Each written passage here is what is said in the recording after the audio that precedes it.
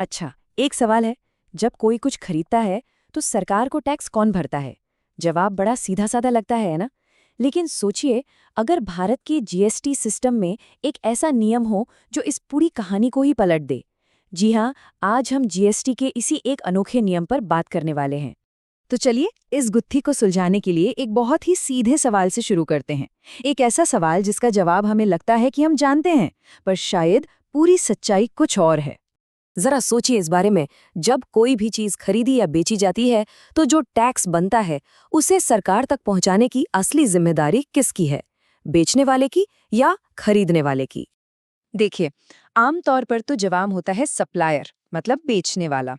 लेकिन जीएसटी में एक ऐसा सिस्टम है जहां ये पूरी की पूरी जिम्मेदारी पलट जाती है। और बस यहीं से हमारी आज की चर्चा शुरू होती है। तो इस उल्टे नियम का एक खास नाम है, रिवर्स चार्ज मैकेनिज्म, शॉर्ट में कहें तो आरसीएम। और जैसा इसका नाम है, काम भी बिल्कुल वैसा ही है। ये टैक्स चुकाने के जो नॉर्मल तरीका है ना, उसे रिवर्स कर देता है, यानी कि बिल्कुल उल्टा। अगर इसे कानूनी भाषा में समझें तो सीजीएसटी एक्ट 2017 के हिसाब से रिवर्स चार्ज का सीधा सा मतलब है कि टैक्स चुकाने की लायबिलिटी सप्लायर से हटकर सामान या सर्विस लेने वाले पर, यानी कि ग्राहक पर आ जाती है। मतलब ये एक बहुत बड़ा शिफ्ट है। अच्छा, अब जरा इस फ्लो को देखिए, ये बड़ा मजेदार है। होता क्या है, सप्लायर ने अपना सामान या सर्विस दी, ठीक है। अब जो खरीदने वाला है वो उसे पेमेंट तो करता है, लेकिन बिना जीएसटी के। और फिर वो खुद, जी हाँ खुद, जीएसटी का पैसा सीधा सरकार के खाते में जमा करवाता है।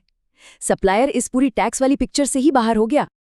तो अगर हम दोनों को आमने सामने रखकर देखें तो मामला एकदम साफ हो जाएगा। देखिए, नॉर्मल सिस्टम में, जिसे फॉरवर्ड चार्ज कहते हैं, सप्लायर एक तरह से सरकार के लिए टैक्स कलेक्टर का काम करता है। लेकिन रिवर्स चार्ज में खरीदने वाला ही टैक्स कलेक्टर भी है और टैक्स चुकाने वाला भी। जिम्मेदारी पूरी तरह से शिफ्ट हो गई है।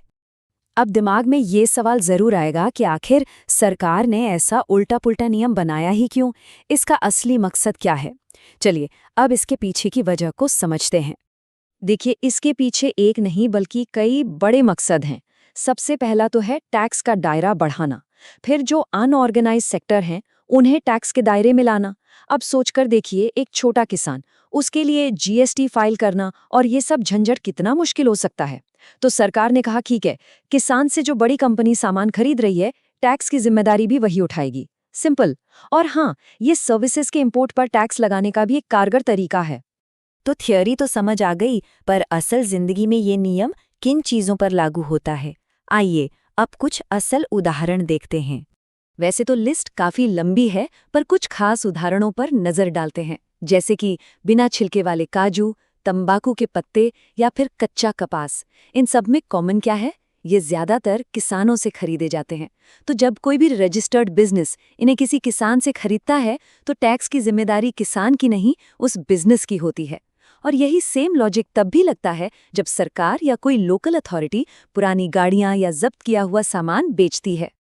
ये तस्वीर देखिए, इससे बात और साफ हो जाएगी। मान लीजिए एक रजिस्टर्ड व्यापारी है, वो एक किसान से काजू खरीद रहा है, तो वो किसान को सिर्फ काजू के पैसे देगा। जो उस पर जीएसटी बनता है वो व्यापारी सीधा सरकार के पास जमा कराएगा। और बिल्कुल यही कहानी तंबाकू के पत्तों के साथ भी है। मतलब एक पैटर्न दिख रहा है ना? ये एक तरीका है जिससे अनऑर्गेनाइज्ड खेती किसानी वाले सेक्टर को ऑर्गेनाइज्ड मार्केट से जोड़ा जाता है, जहां टैक्स भरने की जिम्मेदारी उस पर डाली जाती है जो सिस्टम का हिस्सा है। और रुकिए, ये नियम सिर्फ खेती किसानी के प्रोडक्ट्स तक ही नहीं है। इतना ही नहीं, कुछ खास तरह के एसेंशियल ऑयल्स भी इसके दायरे में आते हैं। अगर उन्हें किसी ऐसे व्यक्ति से खरीदा जाए जो जीएसटी में रजिस्टर्ड ही नहीं है, तब भी खरीदने वाले पर ही रिवर्स चार्ज लागू हो जाता है। तो मतलब इसका दायरा काफी बड़ा है। तो अब आते हैं मुद्दे की बात पर। अगर कोई बिजनेस चला रहा है तो उसके लिए इन सब चीजों का क्या मतलब है? उसे किन बातों का ध्यान रखना पड़ता है? चलिए इसे भी समझ लेते हैं। बिजनेस के लिए ये एक पूरा प्रोसेस बन जाता है। सबसे पहला काम ये पहचानना कि कौन कौन सी खरीदारी आरसीएम के दायरे में आ रही है। दूसरा, बिजनेस का खुद जीएसटी रजिस्टर्ड होना जरूरी है। फिर उसे खुद ही सरकार को टैक्स चुकाना होगा और सारे कागजात, सारे इनवॉइस संभाल कर रखने होंगे। पर हाँ, इसमें एक फायदा भी है। जो टैक्स वो इस तरह भरते हैं उसका बाद में इनपुट टैक्स क्रेडिट यानी आईटीसी क्लेम कर सकते हैं। मतलब वो पैसा उनके फाइनल टैक्स बिल में एडजस्ट हो जाता है। और इस मामले में कानून बिल्कुल साफ साफ कहता है। सीजीएसटी एक्ट का सेक्शन 9(3) कहता है कि कानून के सारे नियम खरीदने वाले पर ठीक वैसे ही लागू होंगे जैसे वही टैक्स चुकाने के लिए जिम्मेदार व्यक्ति हो। मतलब ये सिर्फ एक कहने की बात नहीं है, ये एक कानूनी तौर पर तय की गई जिम्मेदारी है। तो कुल मिलाकर रिवर्स चार्ज मैकेनिज्म टैक्स भरने की जिम्मेदारी का पूरा बोझ सप्लायर से उठाकर खरीदने वाले पर डाल देता है। अब सवाल ये उठता है कि ये टैक्स कलेक्शन बढ़ाने का एक असरदार टूल है या फिर बिजनेस के लिए एक और मुश्किल और उलझा हुआ बोझ। ये सोचने वाली बात है ना?